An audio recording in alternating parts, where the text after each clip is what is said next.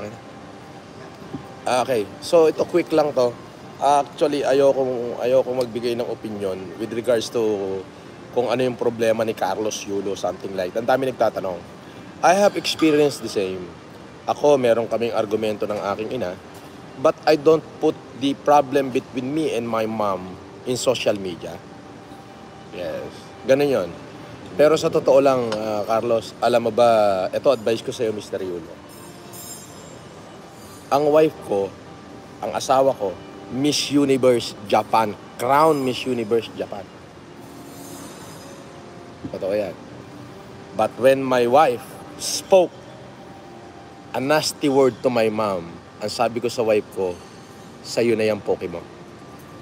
Hindi ko ipagpapalit ang ina ko. Kaya kahit yung nanay ko nando sa bulubundukin, kahit mahirap puntahan, pinupuntahan ko. Ngayon, kung meron ako sama ng loob, meron ka sama ng loob sa magulang mo, dapat sarilinin mo na lang. At kung gusto mo siyang sigawan mo, dapat kayong dalawa lang. Yes. Kung gusto mo sumigaw, okay, na iparamdam mo kung ano yung nangyayari sa'yo, dapat dalawa lang kayo. Don't put it on social media. Huwag mo isa publiko. Lagi mong tatandaan. Walang kang mararating. Sabihin na natin, tagumpay ka ngayon. Pero, Kaloy, maraming gold medalist noon. Nahampas lupa na ngayon. Tatandaan mo yan. Yes. Ang babae, marami. Marami ka pang makikitang mas maganda pa dyan sa jowa mo. Okay? Alam mo, humahanga ako sa'yo. Bakit ang hindi? For the first time, ikaw ang nagbigay ng karangalan sa Pilipinas. 2 gintong medalya ng Olympic. Pero yung isa publiko mo at sasabihin mo na yung nanay mo ay ginastos yung pera mo, ay wag ganon. Pera lang yan eh. Yan ang hindi mo dapat ipagpalit over money and woman. Yang iyong ina. Bakit? Higit pa yung dinala niya para lang mailuwal ka sa mundong ito. Piece of advice lang, Carlos, ha. Tanggapin mo kung tatanggapin mo, kung hindi, wala akong pakialam sa'yo. Pero alam mo, nakakawalaan ng paghanga. Lalo na sa isang iniidolo dapat ng Pilipino na katulad mo, na bayani, tapos ganyan ka sa nanay mo. Hindi maganda, Aloy. Hanggat maaga, mag-isip ka. Tandaan mo, sinabi ng kautosan ng Biblia yan, mahalin mo ang iyong ina. Kapag ka hindi mo ginawa yan, ipinagpalit mo ang iyong ina sa babae at pera, at sa kasikatan, lalagapak ka. Bandang huli, hampas lupang patay gutom ka ulit. Mark that word, Kaloy. Maniwala ka sa mga matatanda, eka nga. Ako, naranasan ko the same. May argumento kami ng nanay ko, pero hindi kami nagkaroon ng argumento dahil sa pera at babae. Tandaan mo, ang asawa ko, Miss Universe, Crown Miss Universe, Japan. Okay? Haponesa yung asawa ko, Miss Universe. But when she spoke nasty about my mom, alam mo kung ano sabi ko sa kanya? Sa'yo na yung poke mo. Yes. Yun yun. Kasi ikaw, bayani ka na ng Pilipino eh. Kumbaga, bayani ka na eh.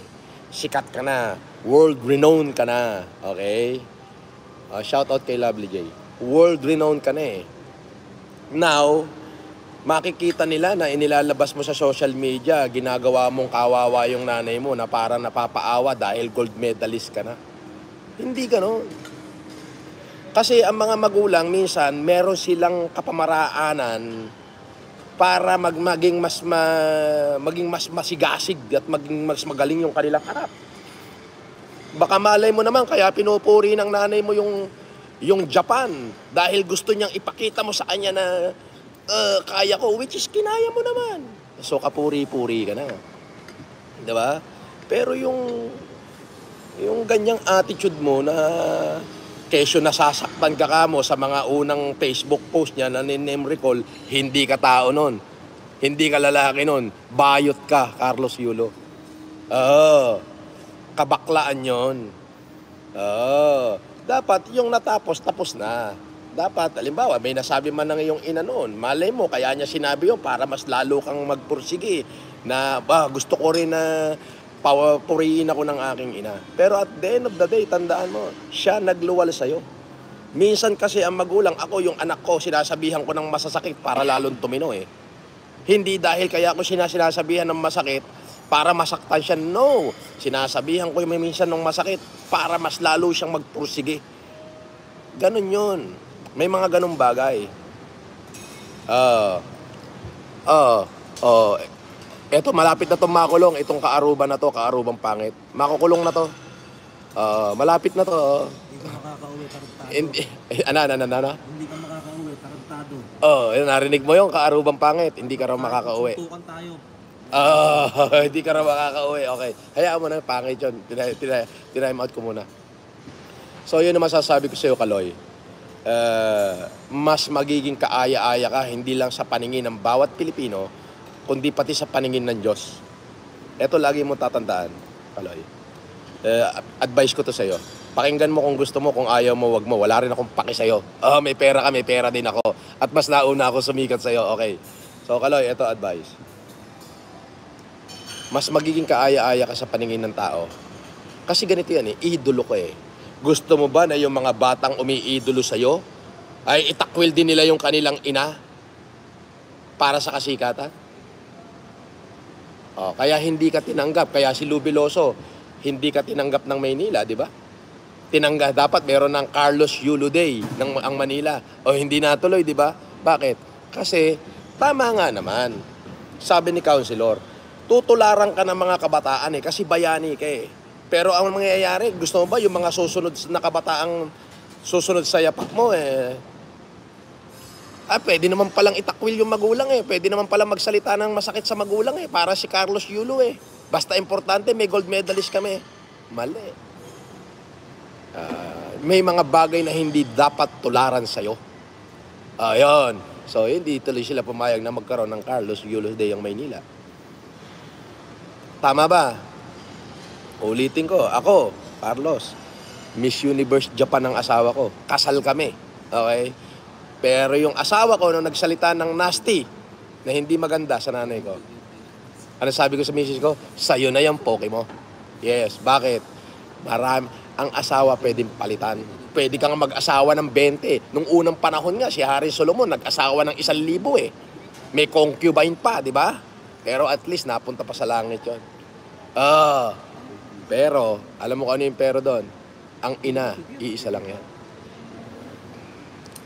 Iisa lang ang ina.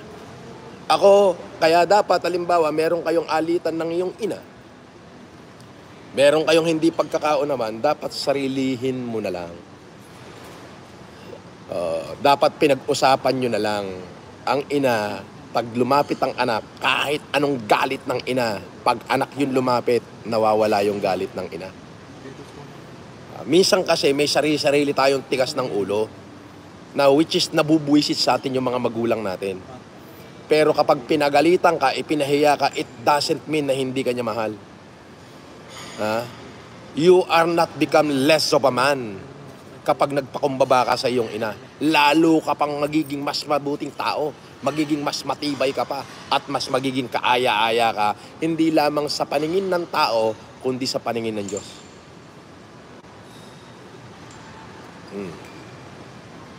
Di ba? So, yun lang. Yun yung advice ko. Nothing more, nothing less. Alright?